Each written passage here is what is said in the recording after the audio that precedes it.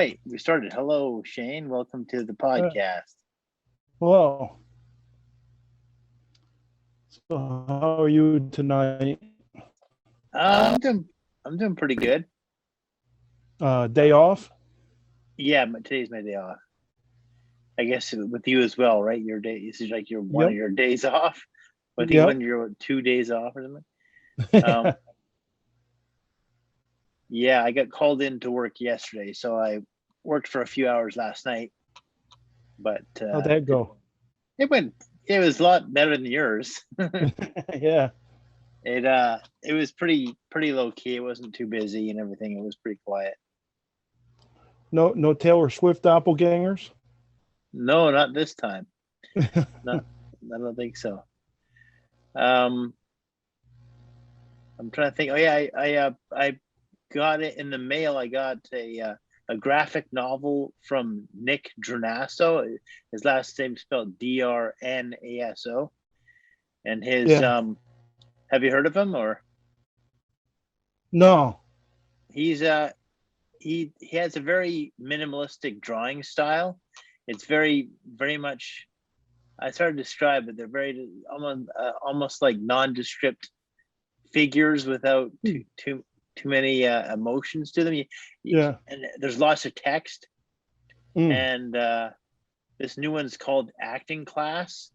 I just Huh. started reading it. I just read the first kind of short story in it, and it's about basically a bunch of characters who are like acting out or being insincere or being putting on a show or performance for other individuals in their lives. Hmm. So it's all it's pretty interesting. I just read the first story, which was about you think it's a first date between these two people, but it turns out they're just acting out a first date. They've actually been together for 4 years, but their things are getting stale, so they were pretending to do a first date, and it's going very badly. So yeah, Sounds and interesting.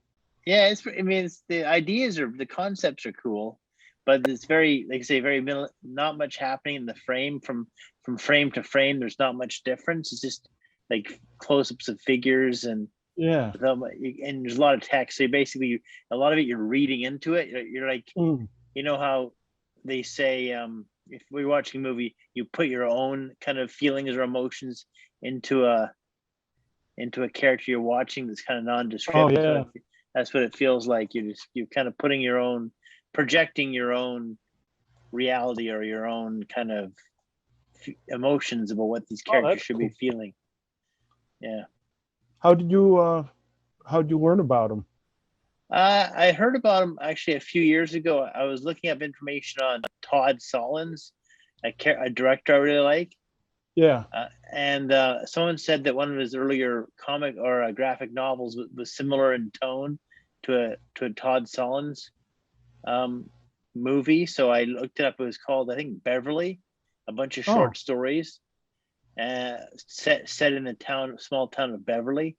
And Oh. it was, I really liked it. I enjoyed it quite a bit. And then it won a few awards, I think, in LA Writing Award or something. Yeah. And then his next novel, or his next graphic novel, was called Sabrina, and it was about a woman's missing sister and them trying to find out what happened to her, and Oh. turning out it might be a serial killer and all this stuff. Huh. It was pretty crazy, but I think actually that won the Man Booker Award, which is Yeah. like a very prestigious book award, usually given out to novels. Oh. But this is the first graphic novel that ever won it. I'm not Oh sure if it wow. won or I don't know if it was won or just was nominated, but it was the first graphic novel that would be nominated for a Man Booker Award. Oh. So yeah, so they're considered, like I say, they're pretty. I guess they're pretty uh, critically appraised. They have uh, high critical acclaim, Yeah. but yeah, they're interesting. Very much, not much action happens in them. It's mainly people relationships and people's way they perceive each other and things like that. Yeah. So It's very psychological, I guess, is what it is. Yeah. Psychological and social and like societal things. But I recommend checking them out. They're pretty interesting, and Who they're publishes drawn in quarterly. Oh. Yeah, and I think they're all. I think all the ones I got were hardcover. Hardcover, I think, hardcover graphic novels. Sounds a lot like the old 80s independent Yeah, comics. they're very, very similar like that. I think they're inspired by those quite a bit. And what was I going to say? I can see it, especially Beverly, the first one, a bunch of short stories. I can see that being adapted to either short films or a few of them put together into a feature film. Like, because some of them intersect with the same characters in different kind of environments, whatever. So I can see that being made to a feature film. And then I thought Sabrina might have been.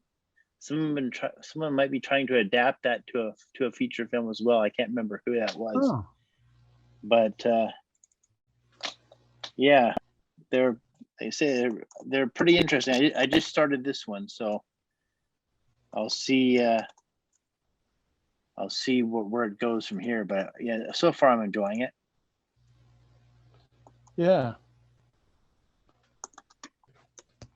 Have you been reading any comics lately or graphic novels? Lately, some old Iron Man comics, like from the 60s, which are kind of weird, a little dated.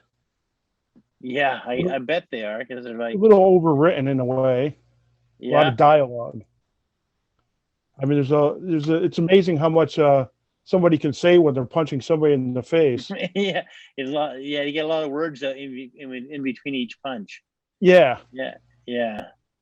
And some of it during the Cold War, so it's a little little racist, like jingoistic kind of thing, like yeah, very pro. Right. Pro war, pro weapons, that kind of thing, and right.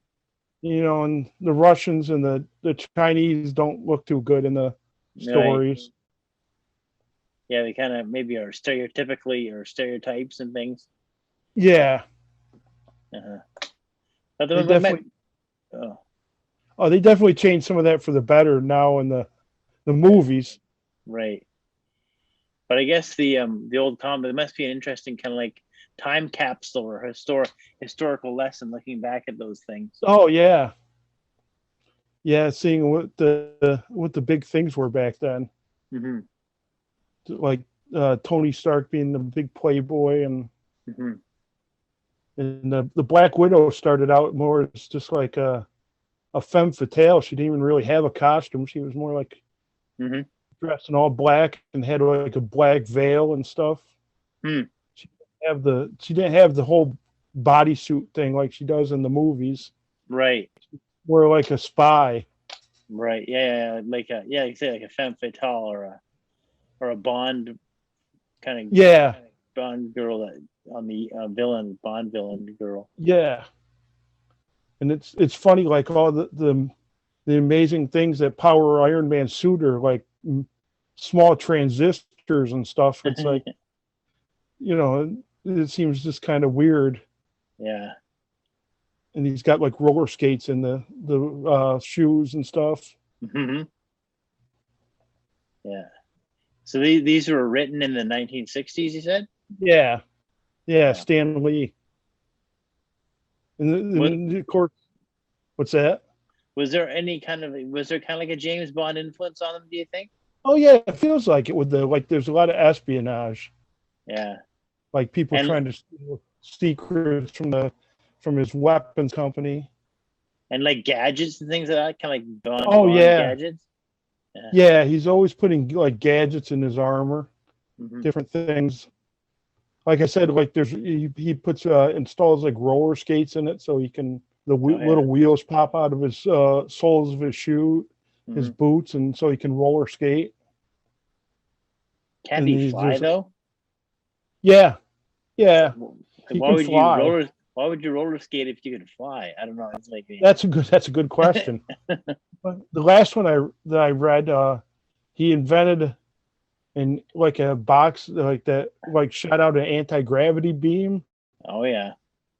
And then the Russians tried to steal it, but he like forgot like how he made it. Like he made it by accident, so he can't reproduce it.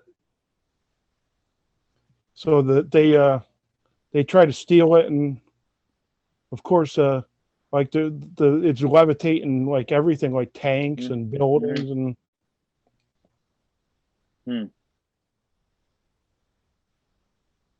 That's pretty interesting. Yeah. But you know, there's being Stan Lee comic. There's like a lot of romance too. Like the secretary's in love with him and stuff like that. And was that what's her name? Pepper. Pepper, right? Yeah. Yeah. Yeah, that's interesting.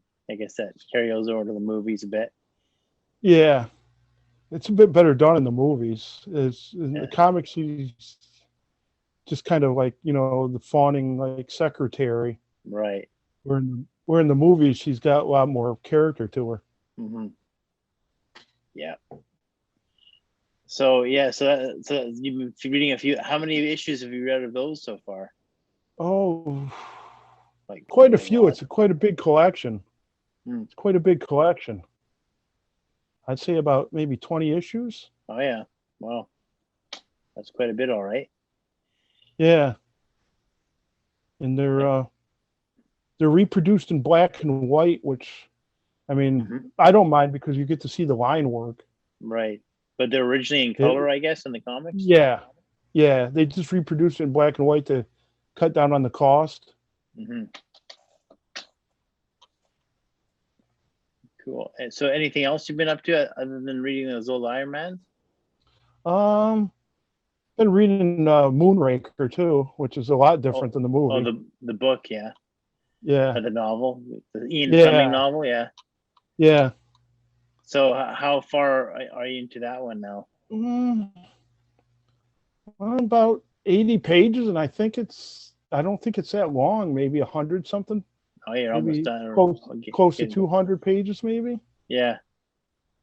But I mean, there was a whole chapter like about a card game, so you know, right? You can tell it's an Ian Fleming novel because Casino Royale was like that.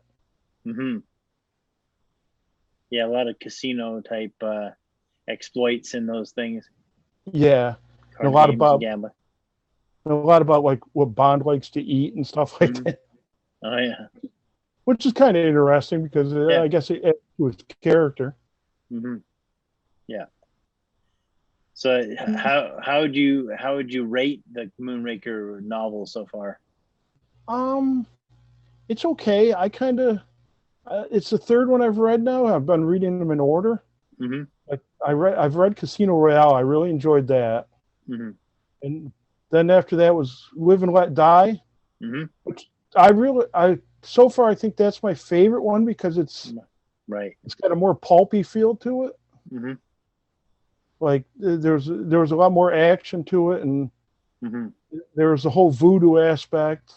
And then there was like a whole part where Bond had to like swim to the villain's yacht to blow it up in the climbing, and he was getting attacked by like sea creatures and stuff, which was kind of it's kind of interesting for a Bond one. Yeah, I mean this one's good. I think it'll pick up, but right now it's a lot of him like investigating Drax, and there's a card game and like Bond going to a pub and stuff like that. But I think there'll probably be maybe more action towards the end. No stealing space shuttles in this one. No, unfortunately. This one's about the what was it for blueprints of a missile aimed at London, or what was it for? Yeah, Drax is like making like a long range nuclear missile that's can like strike anywhere in Europe, I think. And There's no like colorful henchmen or anything yet. No. No Jaws. No.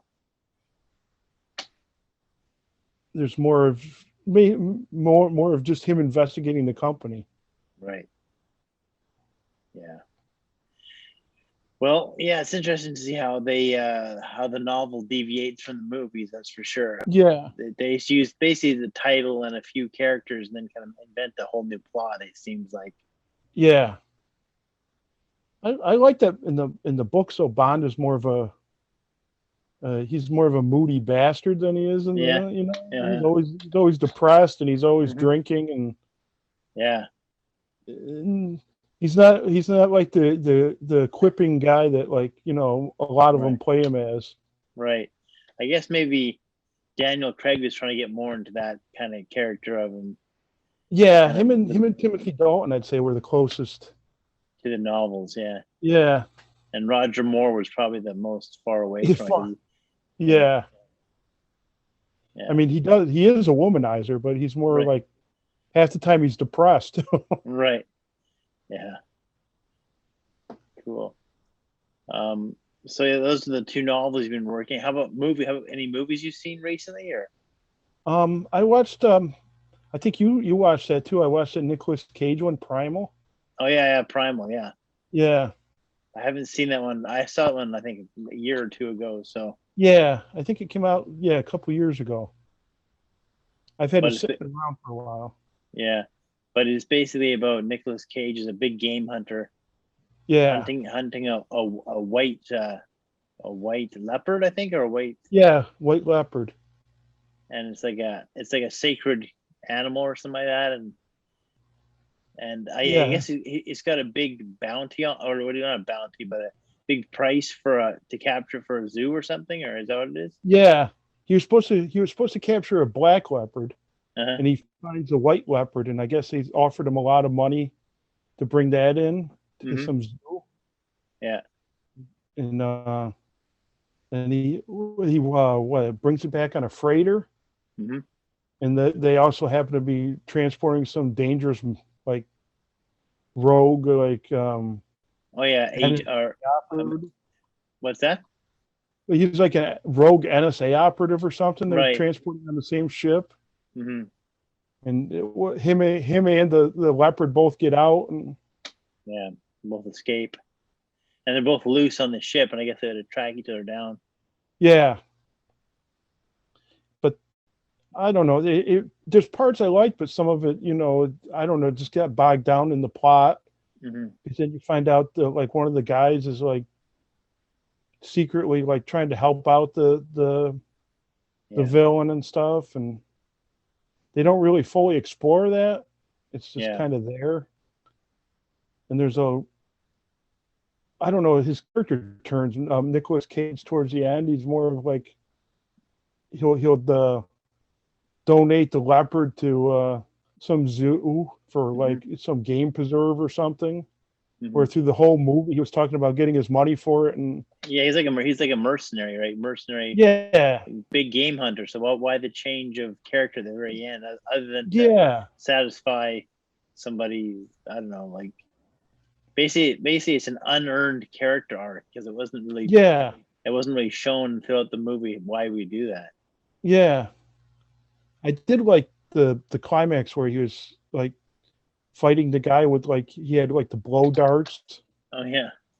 And he was like stalking him through the cargo hold, and he was like shooting him with the blow darts with curare and stuff. And then he left him like strung up for the leopard to eat and stuff.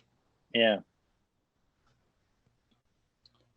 But that was a cool climax, right? Yeah. But you're saying something else, but the CG, all the animals in it were like computer generated, and I guess I don't know what the budget was, but I guess they didn't have enough time, whatever, to make them look as photorealistic as possible. Yeah, I like the setting though. There was that's a cool setting. Yeah, I mean, I don't know, something like that. I think it'd be kind of cool to like if you like had a freighter docked, it would be cool to have as a house. Yeah. Just living on a freighter. Yeah. You wouldn't have to go anywhere, just have it in dock and yeah, just like have all these different rooms and everything. And, yeah.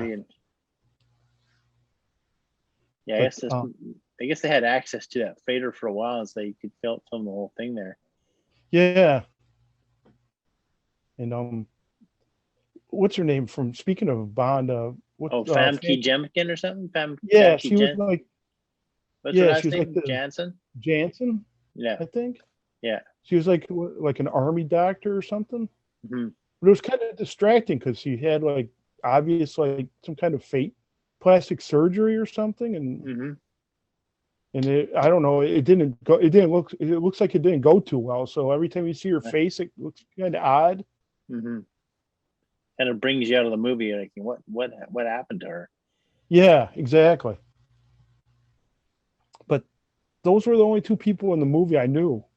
Mm-hmm. Like the rest of the cast, I don't think I've ever seen in anything before.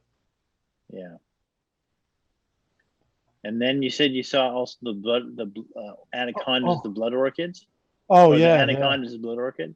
Yeah, that was pretty good. It was a pretty good adventure movie. Pretty entertaining. It was some horror elements. Like they were like a pharmaceutical company, and they were on an expedition to get. I guess the supposed blood orchid could like prolong somebody's life. Mm. If like they wanted to make a serum that would make people live longer. Right. But it only bloomed in a certain period of time, so they had to like rush there to get it. I see. Yeah. And it was at the same time as anaconda mating season, so there's all these anacondas there. Oh yeah, in the snake pit. Yeah, the log truss in the snake pit. I did watch that YouTube video. Yeah. And was there like an ongoing thing with Black Widow spider or White Widow spiders, whatever it was? Because I saw, was it ongoing throughout the movie? Because I saw the one thing with the villain, he goes to pick up a bag, but a spider crawls into the bag just before he picks it up. Then he gets stung by it, which paralyzes him. So is that ongoing throughout the movie, or did it just happened just by chance? What they do is they hire a guide boat, and the one guy in the boat, they see the spider, and he tells them it's very poisonous. The bite can paralyze somebody. Mm-hmm. So the guy that turns out to be the villain, he's like a scientist. Yeah. He decides to take one of the spiders so he can take it back, and they want to develop some kind of like anesthetic with it for like surgery. So he has one on him, and then the villain uses it to like the spider he plants it on somebody to bite him. So he paralyzed. Yeah, and then later on they slip it into his backpack, I guess, during the climax. So it ends up biting him, and he gets paralyzed. And then he falls to the snake pit. Yeah. Into the anaconda mating snake pit. That's the place you don't. That's the place you don't want to end up. No. So it was kind of like Chekhov's poisonous spider. Right. Yeah. Like the gun. Yeah. But they explain, like, I guess they kind of explained why the anaconda in the last movie was so big too, because I guess they were eating this flower, this blood orchid. Oh yeah. So the anaconda is supposedly made them live longer, so they grew. They live longer so they get bigger. Yeah. Yeah. It had That's a cool way of retroactively making it make sense. Yeah. And they had the whole snake regurgitation thing again. And did they did in the first one with John Voight? Yeah. Yeah. They kind of. I don't know. What happened? Who got regurgitated this time? Some drunken like a boat captain, but it wasn't like they just found his body. Oh, I don't know. They didn't show it get regurgitated. No, they just found like his body all slimy and stuff. Mm-hmm. They explained it. I don't know if they explained it in the first one, but in this one they said they supposedly do that because like if they eat a meal but then there's like some sort of danger or something, they'll regurgitate it up so they can Eat again. yeah. So since these guys were around, I guess he puked up the guy because it was getting ready to attack them. Mm. So I don't know if that's a real thing or just something made up for the movie. Yeah. Sounds like something that maybe is partially based in fact. Yeah. Because it seems so weird to add, weird fact to add, weird thing to have just randomly put in a movie. So maybe it's somewhat based in fact. Yeah. Like maybe anacondas do regurgitate in certain situations. I don't know. But yeah, that was so you watch that. That sounds like a interesting one. And what it would take place? It take place in Borneo. Is that where it was? Yeah. Mm-hmm. Yeah. And it had like the typical like Humphrey Bogart, Han Solo, like gruff ship captain. Right. And like the African Queen or something. Yeah. Yep. And there was a comic relief monkey that was. Yeah, I saw that one. Yeah. And the name Kong, which was just They call it Kong. Yeah.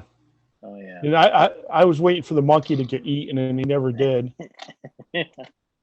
There's a comic relief like cameraman too, but it's supposed to be like communications guy. Yeah. And I wanted him to die too, and he never did. It was like he was too annoying. Yeah. He wasn't a good comic relief character. It's just like the ones that get on your nerves, where he just like has all the like whatever popular sayings were at the time of the. Oh, geez. Yeah. So, can you give me an example?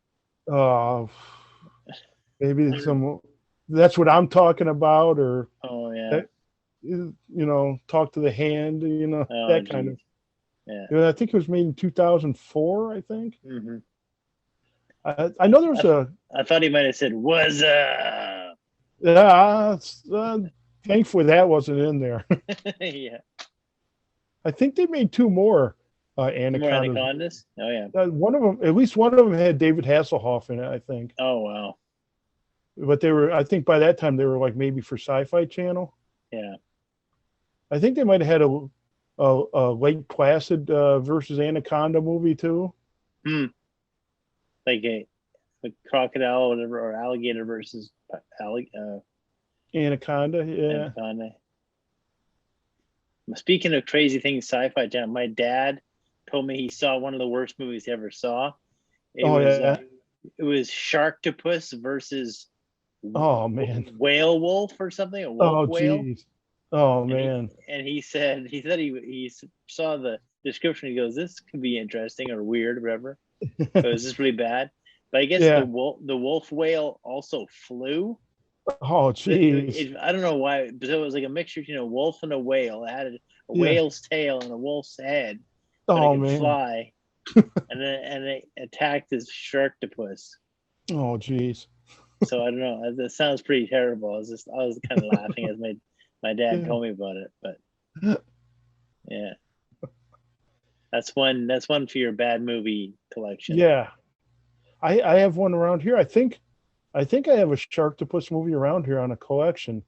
It might be like Sharktopus versus like Mecha, like mega shark or something, or megalodon, like Mecha mega shark or something. Yeah, right. And I think they had what was it? There was like Ghost Shark and maybe two-headed shark attack. I think there's like a bunch of things. Yeah.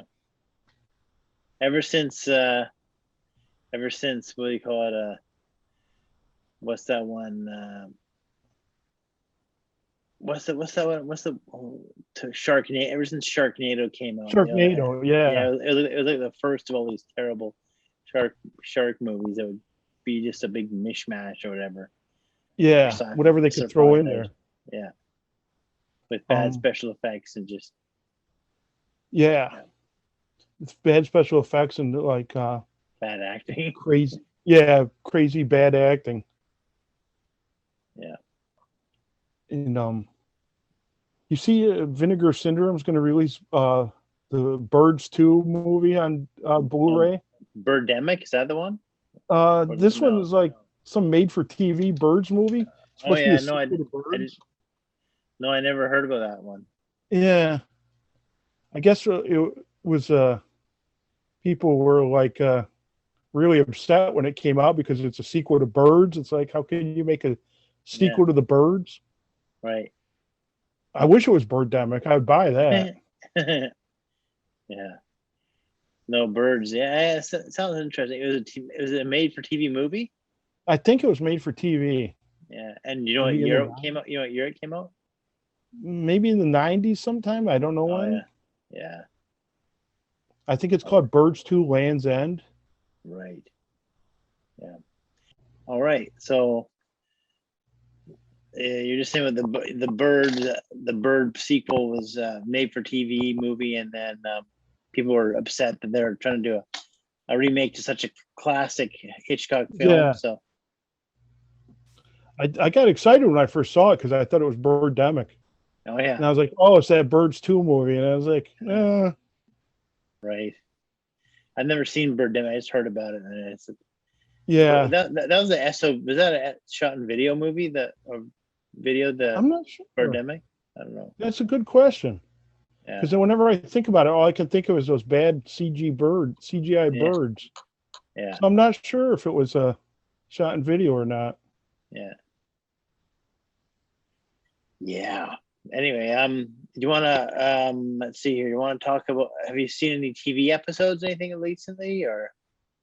I watched another Stranger Things. Oh yeah, you watched this is episode 4 of season 2. Yeah. What happened in this season? I mean, this episode. Sorry. So far, it's there was 11 going, like, sneaking out of the house and going to school. Mm-hmm. And there's something like growing under the town, right? In tunnels, like kind of, I don't know, vines or something you'd call them. Mm-hmm. Right. I'm not sure what's going on with that. And there's more with like Will's having visions or dreams or something of a really big monster. Yeah, that big kind of mind flayer or something. Whatever. Yeah. And there's more of Billy being an asshole. Yeah. I feel really bad for Steve this season. He's like, the first season he was like the big shot of school, and now he's kind of like Mr. Nobody. Yeah. I kind of like his character this season. Last season I didn't really like him because he's just like a jock, and then the last couple of episodes he kind of like redeemed himself, and and now like Nancy got drunk and treated him like crap, and he doesn't really know what he's going to do like when he gets out of school. Yeah. I think he ends up working in the mall in season 3 because I've seen him in one of the uniforms. Yeah, I think that's the kind of like Fast Times at Ridgemont High type of influence on them. I haven't seen season 3 yet, so it'll be interesting to see how that goes up. Yeah, and I think that's when they introduce Robin. Right. Yeah, I think she's his coworker. Yeah, and they also introduced. I think she's a bigger part in the later seasons. Was Lucas has a little sister? Yeah. She's bigger, and especially in season 4. Season 4, which I did see. Yeah.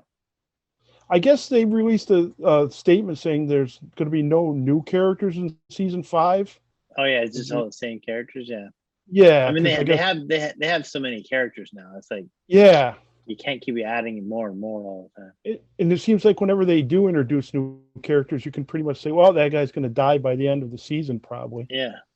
Because I remember hearing that. I think Sean Astin's like character is pretty much doomed by the end of season 2. I think I heard like when that came out, like, and I know the fan favorite character of season 4 was a big deal because Eddie Munson died. was Eddie Munson. Yeah.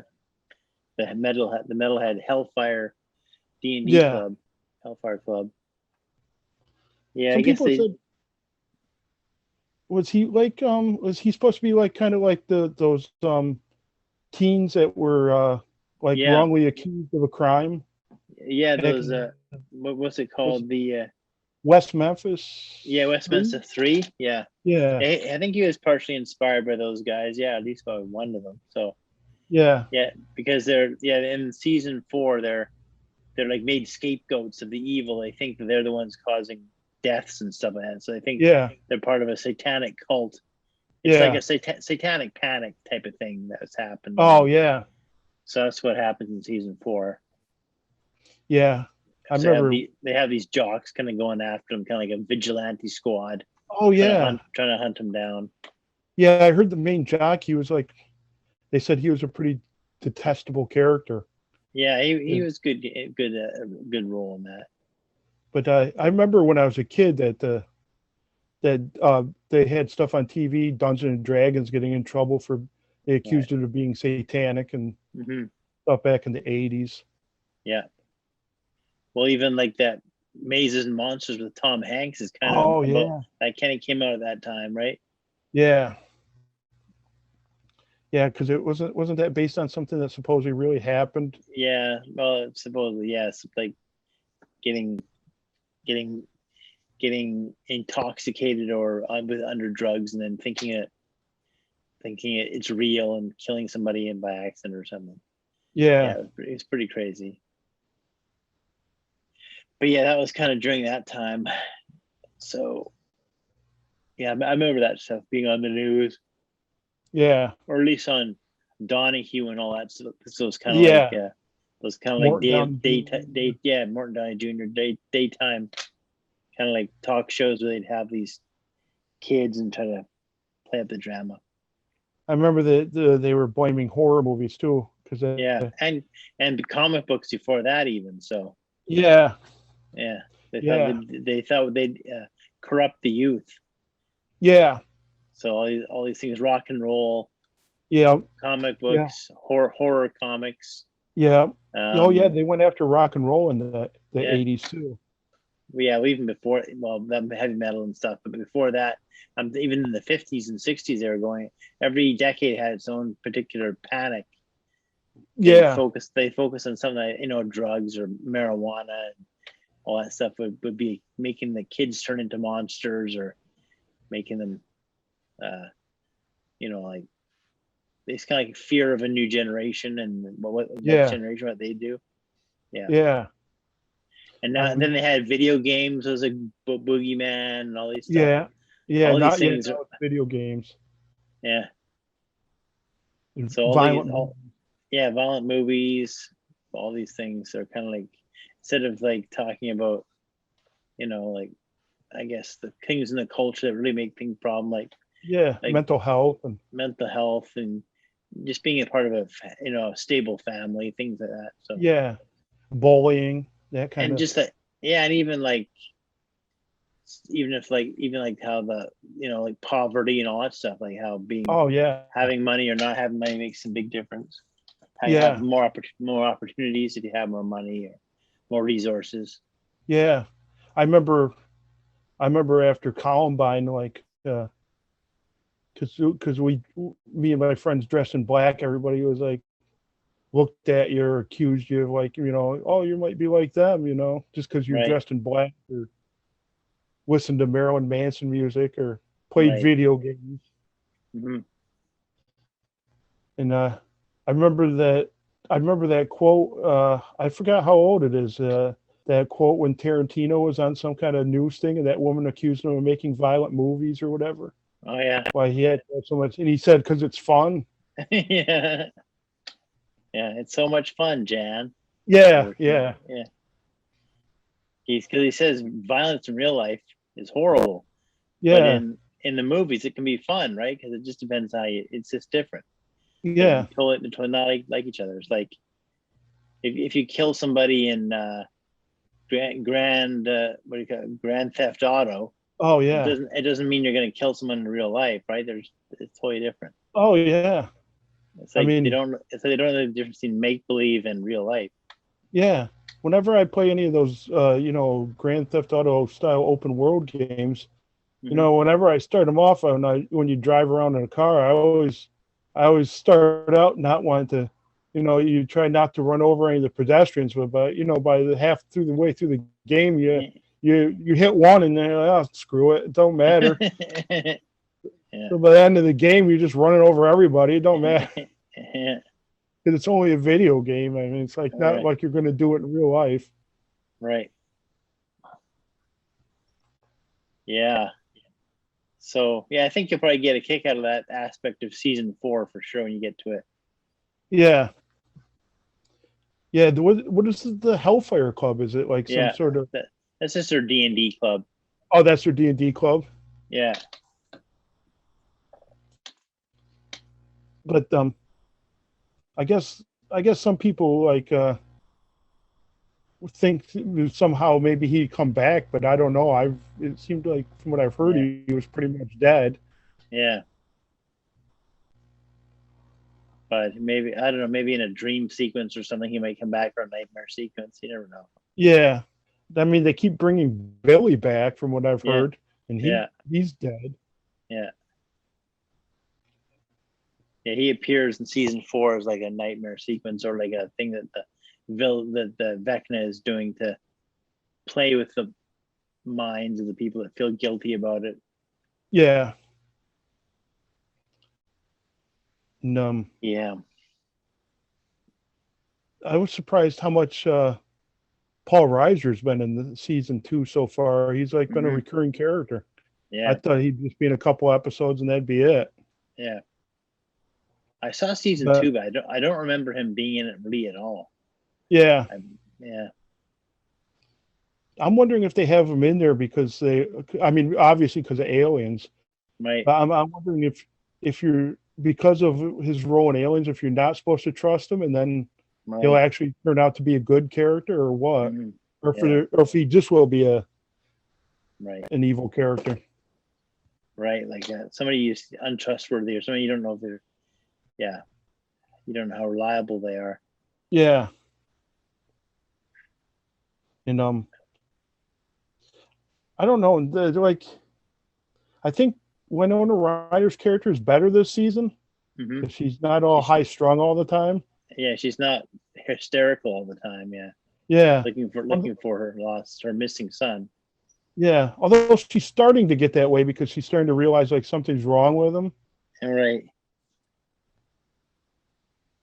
Because she keeps finding all these drawings he's made of the mind flayer, and I guess in this last one I watched, she was watching this videotape of like when they went out trick or treating, and I guess she stopped in one scene because there's like static on the screen and you can see the outline of the mind flayer, like in the background. The static.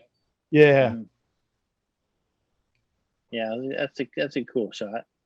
Yeah, you'll have to rewatch. Yeah, I will have to rewatch them. Yeah, you still have to finish season 1, or? Yeah, I still got the last episode to watch, whatever. Yeah. Then I gotta jump into season 2 again. I don't know. I think season 2 is my least, and I haven't seen season 3, so I'll definitely watch season 3. But season 2, I don't know. I don't know if it's exciting. I remember a few things from it, but it's kind of up and down. Some of it's good, and then some of it just feels like it's dragging its feet. Like it doesn't know which way it's supposed to go. Yeah. Because it's like they didn't really have they didn't expect season 1 to be a hit, so they really didn't maybe have an idea what they were going to go with it. Right. So there seems like there's a lot of like filler stuff. Yeah, or things, kind of storylines that go nowhere. Yeah. Yeah. Like they're really dragging out this like side story of like Barb, how she's missing, and like Nancy feels guilty and wants to tell the parents what really happened to her, but she can't because of the government. It's like listening to everything they say. And they're supposed to not say anything about the upside down. Right. Does it you or does Nancy's parents or like the father? Doesn't he remind you of what was his name? Who's the director of Pretty in Pink? Oh, John Hughes. John Hughes. Yeah, I just think of him Yeah, as he the does John. kind of look like him, He doesn't looks like, he looks like a John Hughes. Like the father is like he? Yeah, John Hughes I never really thought personified. about that until you mentioned it, but he does. He's Yeah, got kind of that look with the glasses and stuff. yeah, yeah. Yeah, I wonder if And, that he, was and, on. he, and, he's, and he's got kind of like the hot wife, whatever. And he's like an Yeah, older. He's an older, like it looks like a rich, successful guy. He's got the yeah, hot kind of trophy wife, and he's got the kids and everything like that. But and he's yeah, and he's always like kind of he's always like reading the newspaper and is not kind of out yeah, of touch with what's happening. yeah, and he's kind of oblivious to everything, and Yeah, yeah. I always thought of him as like the John Hughes character. Yeah, yeah, I can see that. And he's very much like that because he doesn't really know what's going on half the time of the right. in yeah, he's got like the younger wife, and she's the one that really like does anything with the kids, and he's just Right. usually like you said, the paper or watching TV. Yeah. He's like the disconnected father figure, or kind of like yeah, the un yeah, just like the doesn't have much relationship with his kids or anything. He's just like, No, yeah, disconnected or something. yeah. Now there was like in the episode I was watching, there was like a flashback where like they showed how Hopper found Eleven in the Mm-hmm. woods, like living on her own. Mm-hmm. So it showed him he like laid all these booby traps around the cabin where she's like staying. Mm-hmm. Now, it is it me or does it seem like maybe some poor animal would go wandering in there and like set off all these horrible booby traps that Yeah. would be set up that would it just seems kind of impractical that you'd Right. set up all these booby traps around the cabin and not have something like kind of wander into it and like Right. die a Set him off. horrible death. Mm-hmm. Yeah. Yeah. Yeah. I think I think you're on something there. It seems a bit of a something should have happened, like a little, like I don't know, a skunk should have wandered in or a possum or something. Yeah. Because he's made all these horrible like nail traps and like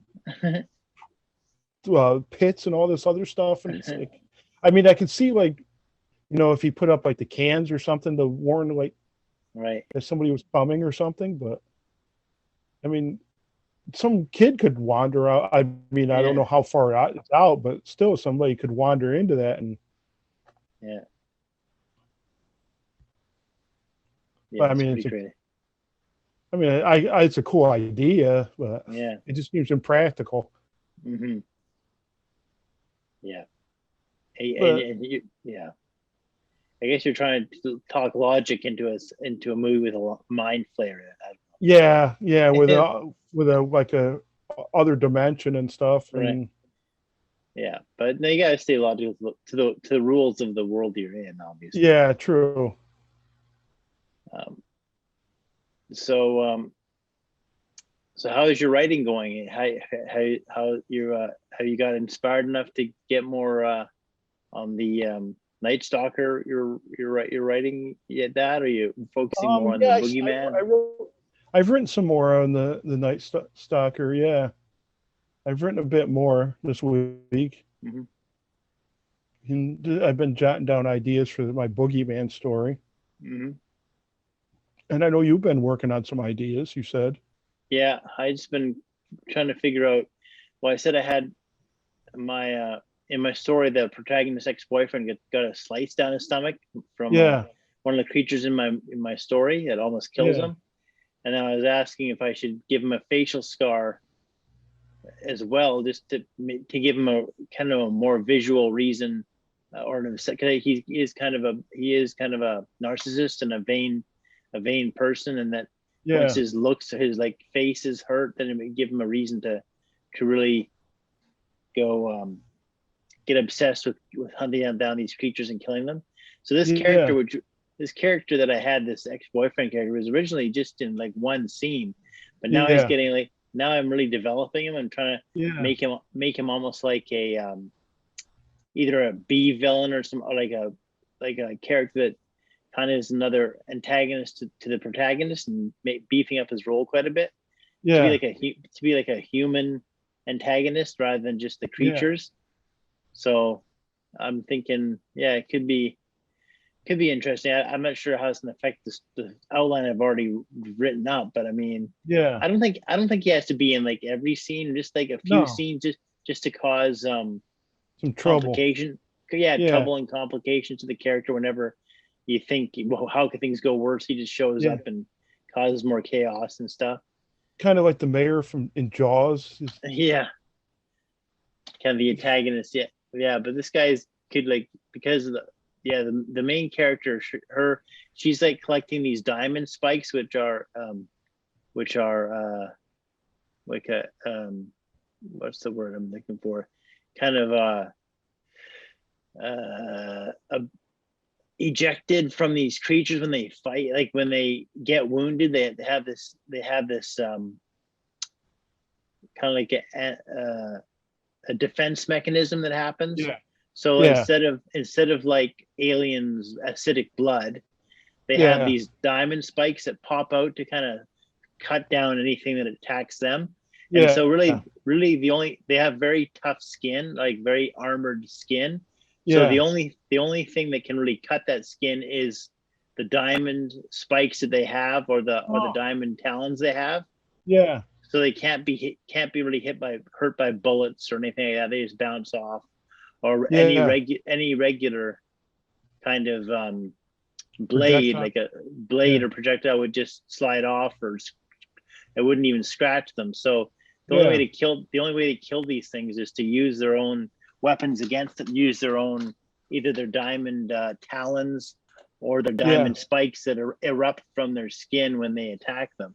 Yeah. And so these diamond things are also very valuable because they look like big diamonds, right? They're like giant diamonds they look like perfectly formed, kind of symmetrical diamonds. And so she's trying to, the main character, trying to collect these things that fall out, these diamond spikes, and then sell them in the diamond district.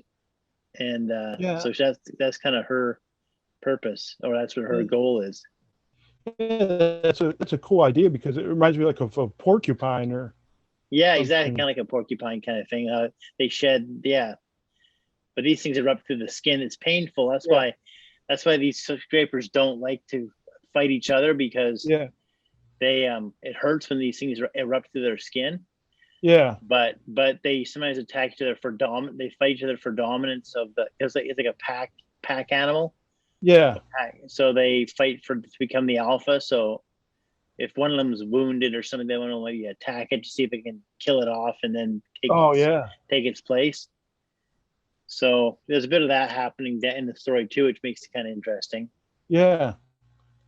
Do you have a scene? I mean, are these diamonds like different than like regular diamonds, or do you have a scene where like they get analyzed or anything like that? I have a scene where they take them down to the diamond district, and the jeweler looks at them and under one of those called a loop, those little eyepiece things, those kind of monarch, and looks at them and says, "These things look like they're really high quality, and they're big. They're fairly big diamonds. They're pretty big, so they're worth quite a bit of money, like a few $1,000s."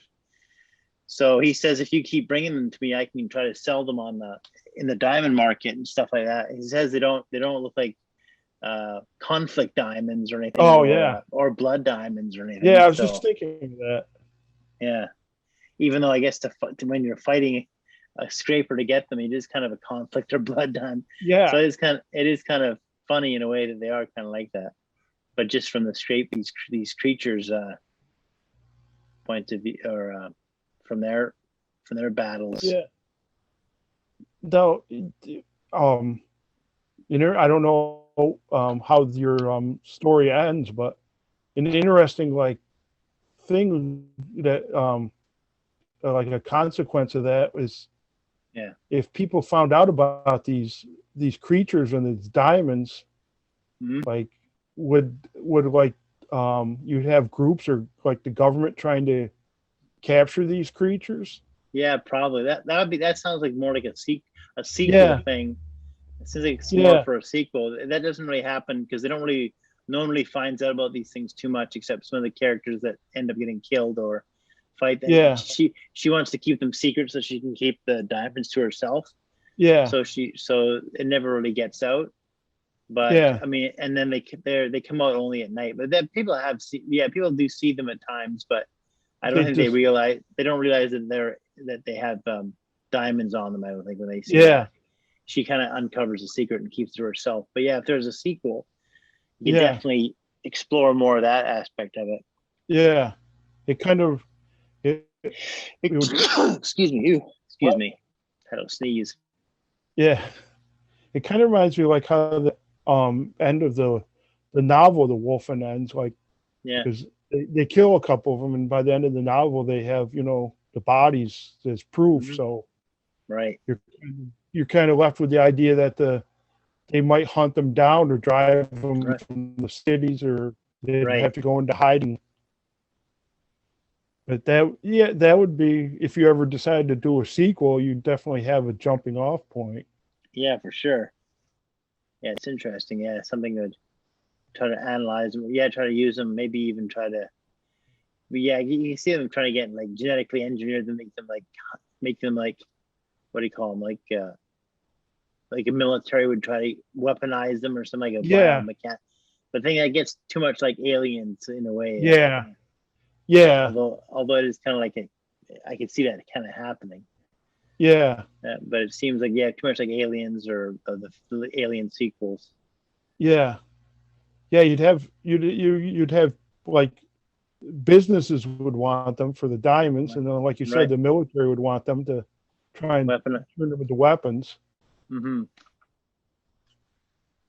Yeah, you can make it like interesting. Yeah, it's just kind of a yeah. So the reason I came up with the idea for the diamond spike is I was just thinking of like first I thought they'd bleed diamonds so that something would Yeah, come out. First I thought they would like if they got injured, like blood would come out, and then these little diamonds would be in the blood. yeah, But then I was talking on a Reddit. I was talking to some like a science Reddit page and was yeah, asking how this could happen, like what kind of chemical composition would the blood have to be and all this stuff. And they're yeah, saying, yeah, it makes more sense if it was like a defense mechanism, so these things yeah, would jam out. And then I started thinking that's a cool idea. So yeah, I thought these spikes would come spiking out if you. And so the only way to really attack um, these scrapers, these creatures, is they have talons on the end. They have like bat wings, and then yeah. there's like a talon, like a Deinonychus, those kind of like the raptor claw, the Oh big yeah, claw. But they have one like that on the tip of their not the tip of the wing, but the where the thumb part of the wing is, yeah, kind of like on the inner side. But it's like this sickle claw that can yeah. splash out like a Oh yeah, switchblade, like a switchblade. yeah, It's made of it's made of this diamond spike material that's the only thing that can cut into their armored skin. So yeah. they can attack each other and cut it, or they can cut through like glass and some parts of steel and stuff. They can cut Oh through this yeah, stuff with this diamond really sharp, this really diamond sharp diamond kind of yeah. weapon. And so sometimes they fight each other and they cut off um, their part of their wing with that claw on that the talon. And so Yeah. the protagonist finds one and attaches it to like a what do you call it, like a paper cutting, the arms and a paper Oh cutter, yeah, like the arm blade kind of thing. yeah, the arm blade. Paper So cut. she duct tapes it to the end of that, and she uses like a sword with like one of these Oh, things that's on the cool. end. Yeah. So she uses it at the end, like so she's of the same. She can injure them just like they can kill her, right? So Oh yeah. gives her like a leg up. So that was kind of That was a cool idea. So she can fight them kind of on their own at their Yeah, own level. yeah, that's a cool idea. I Yeah, like that kind of the improvised like weapon. yeah, right, yeah. It shows that she's pretty smart person and can think Yeah, on her feet when she's got yeah, to, and she kind of learns how it works. So yeah. They kind of like it reminds me of like the climax of a Predator movie where they have to kind of like yeah, improvise some weapons to fight the monster. I like the claw idea. That's cool. yeah. So so I'm working on that. So I got some these cool ideas. So I think that I think that I'll add that facial scar to that character and Yeah, make it make it make it a kind of something he's obsessed with, kind of like Ahab's peg leg. Gives him a yeah, reason to hunt the white whale or the yeah, white bearded scraper or something. He can yeah. hunt him down. He Gives could him talk about his vengeance. yeah. He could talk about how they took his beauty from him or something like Right. that. Yeah. Exactly. So and he always refers to like homeless people and things as monsters and as kind of ogres and gargoyles. So Yeah, now he's kind of turned into one. He thinks of himself as a gargoyle. So he turns that self-hatred out into the yeah, world, and he kind of like makes these scrapers personify this ugliness that he has within himself, I guess, or whatever. So yeah, yeah. yeah. That's a cool idea. Yeah, I guess a lot of So I think there's a lot of like juice and some of the ideas I have for that story. So I can really Yeah, bring a lot of like get a lot of cool things out of it. But we'll see what happens if I can just execute it good. I'm yeah, a- I'm about halfway through the script right now. I'm about page 50 or so. yeah, So I'm about halfway done. But I have quite a few outline things, kind of just like outline points that I have to add to make it work. yeah. But anyway, I guess we did our at least we went over an hour, so I guess Yeah. we could yeah. So we filled that up Wrap it up. considering we filled it up considering we didn't even think we had something enough. But Yeah, we didn't do any homework for this one, really. no, not really. Just had stuff we could talk about. That was Yeah, cool. So I'll just yeah. end it. Good Yeah, well, I time. guess we'll see you up next week then. Yeah, Okay. sounds good. Okay. See you then. Okay. Yep.